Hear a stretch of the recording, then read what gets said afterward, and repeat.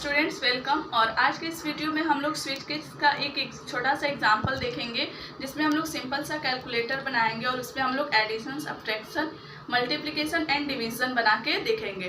तो students, switch case statement का use हम लोग क्यों करते हैं प्रोग्राम में, ये हम लोग पिछले क्लास में देख चुके हैं कि स्विच केस स्टेटमेंट का हम लोग अपने प्रोग्राम में, जब हमारे पास नंबर ऑफ चॉइसेस बहुत होते हैं और उसमें हम एक पर्टिकुलर केस पे हमें वर्क करना रहता है, एक पर्टिकुलर हमें केस को एग्जीक्यूट करवाना होता है, तब हम लोग स्विच केस का इस्तेमाल करते हैं। ठीक है स्टूडेंट, स्विच केस का हम लोग का डे टू डे लाइफ में, जैसे फॉर एग्जांपल हम लोग देखते हैं lights, fan, cooler and AC, और हमारे पास कोई एक अपने चॉइस के हिसाब से हम उस स्विच को ऑन या ऑफ करते हैं। सेम थिंग हम लोग अपने प्रोग्राम में भी यूज़ करते हैं कि हमारे पास जब चॉइसेस बहुत हो और उसमें से हम किस ऑपरेटर को या फिर कौन सा ऑपरेशन हम परफॉर्म कराना चाहते हैं, वो हमारे चॉइस के ऊपर डिपेंड करता है। तो आइए स्टूडेंट्स, हम लोग वो प्रोग्राम बनाते हैं। हमारा program students has include stdio.h has include conio.h। void main function हमारा यहाँ पे स्टूडेंट्स होगा।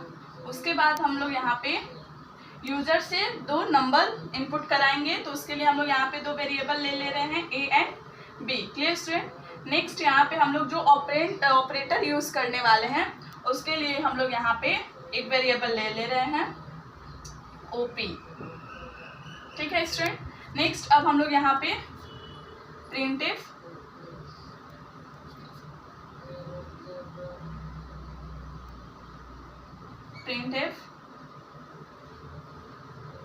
इंटर ऑपरेटर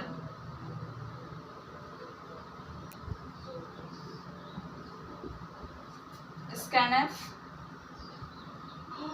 यहाँ पे हम लोग सी स्ट्रिंग ऑफ फॉर्मेट का यूज करेंगे क्योंकि हम लोग कैर में लिए हैं इसलिए।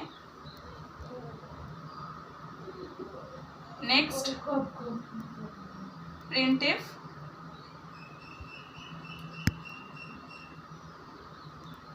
इंटर ऑपरेंड्स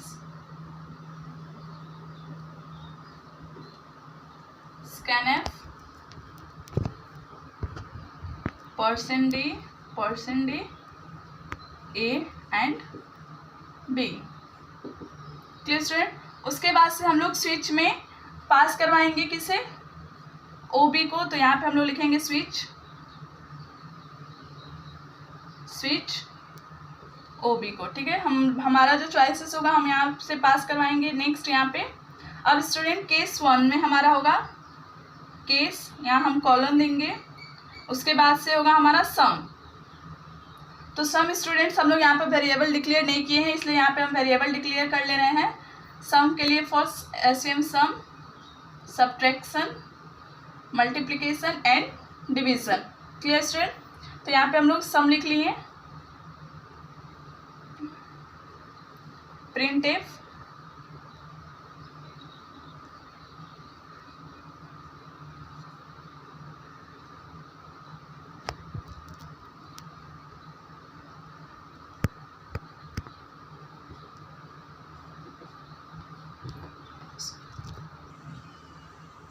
ठीक है स्टूडेंट।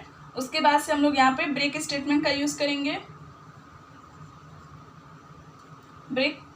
नेक्स्ट हमारा केस होगा सब्ट्रैक्शन का, तो हम लोग यहाँ पे सब्ट्रैक्शन का साइन देंगे। उसके बाद से यहाँ पे हमारा कोलन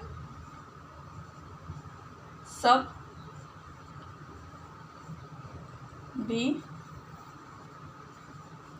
प्रिंटफ SUB सब, %d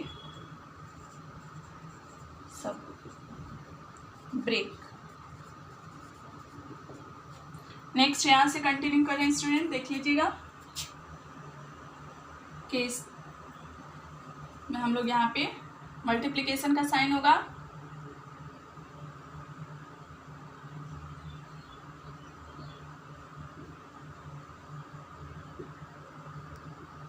printf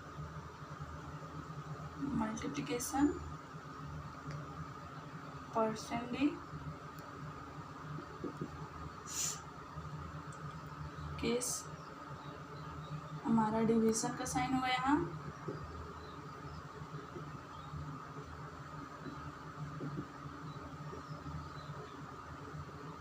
printf division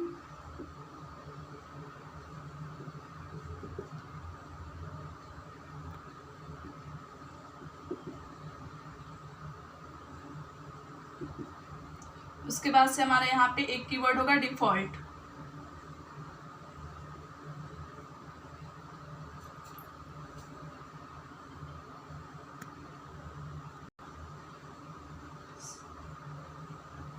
place enter,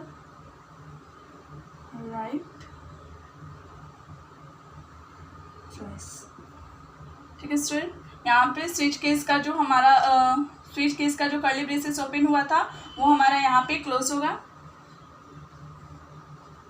gate ch, यहाँ पे हमारा मेन फंक्शन का कर्ली ब्रेसेस क्लोज। ठीक है स्टूडेंट्स, तो यहाँ पे देखिए क्या हो रहा है स्टूडेंट्स, यहाँ पे एक मेमोरी हम इस प्रोग्राम में एक मेमोरी में हम लोग a एंड b नाम के दो वेरिएबल डिक्लेयर कर रहे हैं, साथ साथ सम, सब्ट्रैक्शन, मल्टीप्लिकेशन एंड डिवीजन, इन सब के लिए हम यहाँ पे मेमोरी एलोकेट हो रहा है। ठीक है स्टूडेंट्स, अब यहाँ पे देखिए स्विच चॉइसेस में क्या है हमारे पास, हम लोग यहाँ पे जो चॉइस यहाँ पे है इंटर ऑपरेटर, हम लोग यहाँ पे अपने चॉइस के हिसाब से जो भी ऑपरेटर डालेंगे। फॉर एग्जांपल अगर हम लोग यहाँ पे ऑपरेटर डालते हैं, प्लस का साइन अगर देते हैं हमारे आउटपुट में, तो वो केस 1 में जाएगा और उसके बाद से यहाँ पे हम लोग जो भी एंटर किया रहेगा, यूज़र से मांगा है ऑपरेंट्स, तो ऑपरेंट्स में हम लोग जो भी नंबर डालेंगे तो उसका यहाँ पे सम करके हमारा आउटपुट आएगा। अगर हम लोग यहाँ पे चॉइस में सब्ट्रैक्शन का केस को हम लोग चॉइस करते हैं तो हमारा वहाँ पे सब्ट्रैक्ट करके हमारा आउटपुट आएगा। क्लियर स्टूडेंट, यहाँ पे एक है स्टूडेंट्स कि हम लोग स्विच केस में ऑलवेज इंटीजर एक्सप्रेशन को ही हम लोग यहाँ पे एक्सप्रेशन ही डाल सकते हैं और अदर हम लोग नहीं डाल सकते हैं। स्विच केस स्टेटमेंट में हमारा यहाँ पे एक कंडीशन होता है। सेकेंड थिंग स्टूडेंट्स, हम लोग यूजुअली हमेशा स्विच केस में ब्रेक स्टेटमेंट का यूज़ करते हैं। अगर हम लोग ब्रेक स्टेटमेंट का यूज़ नहीं करेंगे तो केस 1 के बाद से जितने सारे भी केसेस होंगे वो सारे स्टेटमेंट एग्जीक्यूट होंगे। इस वजह से हम लोग यहाँ पर ब्रेक स्टेटमेंट डालते हैं कि इस स्टेटमेंट को एग्जीक्यूट करने के बाद से वो इस स्टेटमेंट में ना आए, इस केस में ना आए और हमारा पहला स्टेटमेंट ही एग्जीक्यूटिव पहला स्टेटमेंट भी उसका आउटपुट निकले। और स्टूडेंट स्विच केस में क्या होता है, हमारे पास जितने सारे भी केसेस होंगे वो सभी यूनिक होने चाहिए, कोई भी एक दूसरे का कॉपी नहीं होना चाहिए। फॉर एग्जांपल जैसे हमारा केस 1, हम लोग यहाँ पे समझने के लिए इसे केस 1, 2 करके देख सकते हैं।